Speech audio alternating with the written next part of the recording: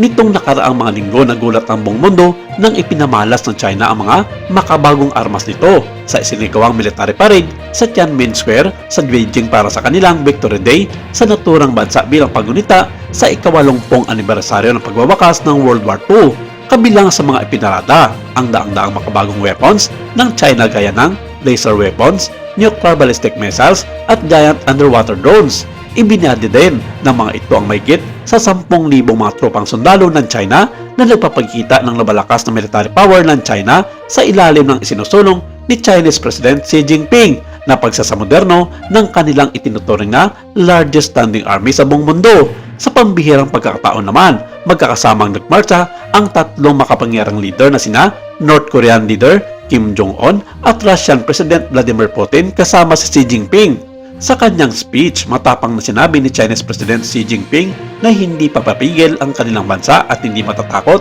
sa mga bulis na ang pinapatamaan nito ay ang mga bansa sa Europa, kabilang na ang Australia, New Zealand, Japan at lalong-lalo na ang Estados Unidos. Maraming mga eksperto sa buong mundo ang nagsasabi na mayroon ngang malaking banta mula sa China at mga kalyado nito na ramdam ng karamihan ay handang sakupin ang buong mundo at pangungunahan ng China ang mga inisyatibong ito. Isa sa mga pinakamatagalang larawan ng parada ng militar na ito ay naganap bago ang unang kanyon ay pinaputok. Ngunit ang pagpupulong na ito, hindi lamang ang mga sandata at tropa sa palabas ang lumilitaw na nakakuha ng atensyon ni Donald Trump. Nag-post si Trump sa Truth Social nitong linggo at inakusahan si Xi Jinping ng pakikisabuatan laban sa Amerika at mga allies nito, lalong-lalo na sa Asya. Sinabi ng pinunong Chino sa talumpating ito na ang kanyang bansa ay nasa kanang bahagi ng kasaysayan at hindi ito pinalagpas ng mga matataas na opisyal ng US military at sinabi ng mga ito na kailangan ng wakasan ang mga ginagawa ng China bago pa man makapabinsala pa ito sa nalalapit na panahon. Hindi man inihayag ng US ang kanilang mga hakbang kung paano pigilan ang China sa patuloy nitong pagpapalakas ng kanilang pwersa militar at pambubuli sa mga kapitbahay nito, pero sinabi ng ilang mga eksperto na nag-aantay na lamang ang Amerika sa kunting malinggalaw ng China bago ito isagawa ang kanilang plano sa pagpapabagsak sa mga Chino. Samantala, sinabi ng pamunuan ng sandatakas ng Pilipinas na magpapadala ito ng armada ng mga barko sa Scarborough Shoal sa pagkikipagtulungan mula sa Philippine Navy at Philippine Coast Guard.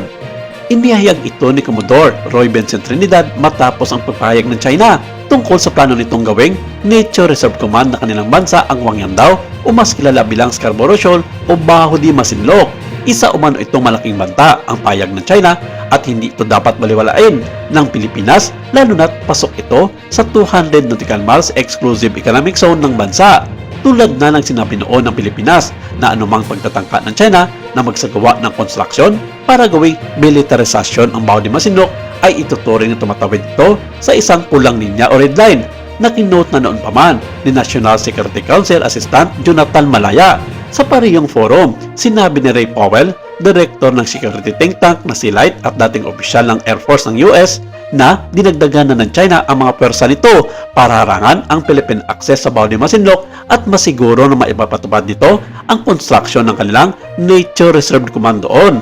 Hindi bababa sa 78 mga Chinese vessels, parehong China Coast Guard at Chinese Maritime Militia ang nitala sa nakalipas na 4 na araw, kasama ang 1,573,000 automatic identification system broadcast sa paligid ng shoal na ayon sa kanya tama lang ang pasya ng Pilipinas na magpadala ng mga armada ng mga barko sa naturang bahura para pakita na hindi ito basta-basta lang ibibigay sa China ang kontrol sa nasabing mga bahura. Oras na raw na pakikita ng Pilipinas ang pwersa nito sa China at seryoso samantala ito nagagawa ng hakbang ang pamunuan ng sandatahang lakas ng Pilipinas sa oras na tumawid sa red line ang gagawin ng China.